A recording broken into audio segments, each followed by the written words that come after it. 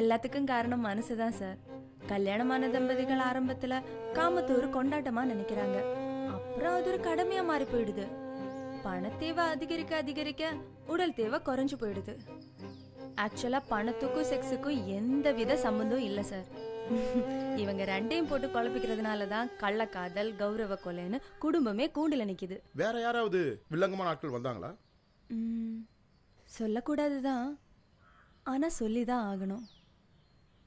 இந்த பாவமான தொழிலை செஞ்சாலும் அடிக்கடி பாவ மன்னிப்பு கேட்கறதுக்கு பக்கத்தில் இருக்கிற ஒரு சர்ச்சுக்கு போவேன். அப்பதான் ஃபாதர் அடைக்கலம் எனக்கு பழக்கமானாரு. ஆரம்பத்தில் நல்லா பழகிட்டு இருந்தாரு. ஃபாதர் அடைக்கலம் ஒரு நாள் தனியாக வந்து என்னை மீட் பண்ணாரு.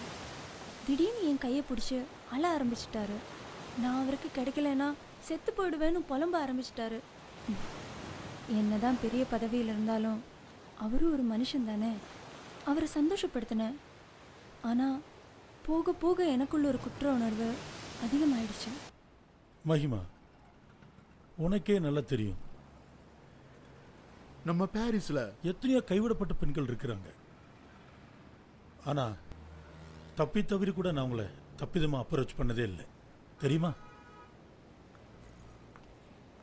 என்னமோ உன்னை பார்த்ததும் என்னால் கண்ட்ரோல் பண்ண முடியல.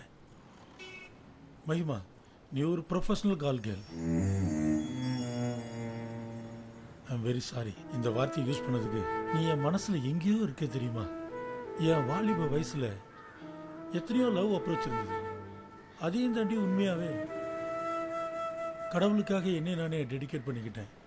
உன்னோட பர்சனல் லைஃப்பை நான் தெரிஞ்சுக்கிட்டு உன்னை தப்பாக யூஸ் பண்ணிக்கிறேன்னு மனசுக்கு கொஞ்சம் கஷ்டமாக தான் இருக்கு. யூனோ, ராகப் அண்ட் மகதல்னா மரியா இவங்கெல்லாம் பைபிள் கேரக்டர்ஸ். பேசிக்காக அவங்கெல்லாம் ப்ராஸ்டியூட்ஸ். ஆனால் அவங்க ஆண்டவருக்காக எவ்வளவு ஊழியம் பண்ணியிருக்காங்க தெரியுமா?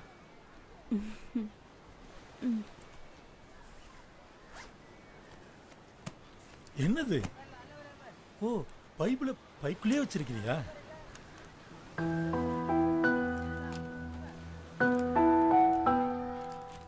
ஒரே ஒரு வசனம் மட்டும் வாசிக்கலாமா ஃபாதர்? எனக்கே வா. மத்தேயு 21:31. அப்போது இயேசு அவர்களை நோக்கி, ஆயக்காரர்களும் வேசிகளும் உங்களுக்கு முன்னே தேவனோட ராஜ்யத்தில் பிரவேசிக்கிறார்கள் என்று மெய்யாகவே உங்களுக்கு சொல்லுகிறேன் என்றார். ஃபாதர், கேட்கிறேன்னு தப்பா நினைக்காதீங்க. சொல்லு.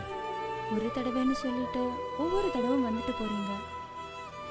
பாவ மன்னிப்பு கொடுக்கிற நீங்களே பாவம் பண்றது பெரிய பாவம் இல்லையா?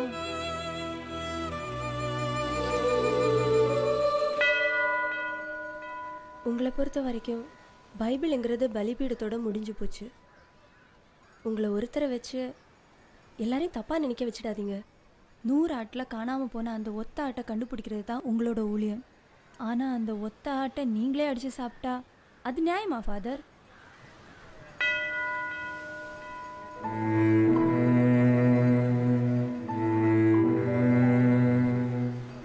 ஃபாதர் அடைக்கலம் அன்னைக்கு கோபமாக போயிட்டாரு. அதுக்கப்புறம் சர்ச்சுக்கு அவரை தேடி போனப்போ அவர் வேலையை விட்டுட்டு போயிட்டு தான் சொன்னாங்க. மனசுக்கு ரொம்ப கஷ்டமா இருந்துச்சு. ஆனா 3 மாசம் கழிச்சு திடீர்னு ஒரு நாள் வீட்டுக்கு வந்தாரு.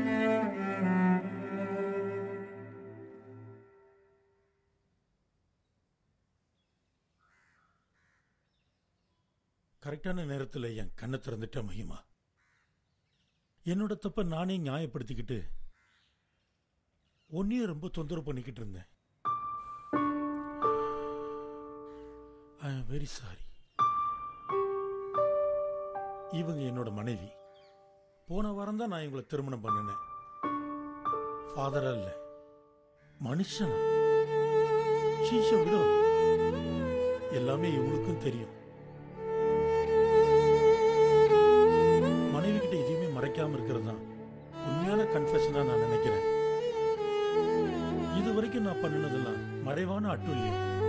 ஆனா இப்ப நான் பண்ணதுதான் உண்மையான ஊழியம்.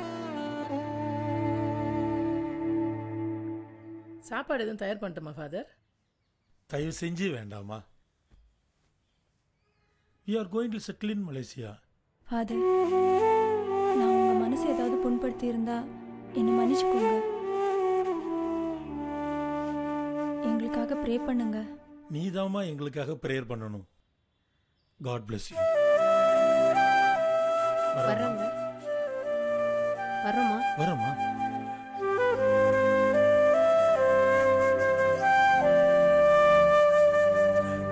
உண்மையான துறவி ஊருக்குள்ள வாழ்றது ரொம்ப கஷ்டமா. இன்னைக்கு உள்ள ஃபுட் கல்ச்சர் சாப்பிட்டவொடனே சும்மா இருக்க கூடாதுமா. காவியோ வெள்ளையோ காமத்துக்கு ஒரு தடையே கிடையாது. மதன்ற ஒரு போர்வைக்குள்ள இருந்து தப்பு பண்ணா உடல் சேவை அப்படின்ற ஒரே ஒரு வார்த்தையை வச்சுட்டு சமாளிக்கிறாங்க.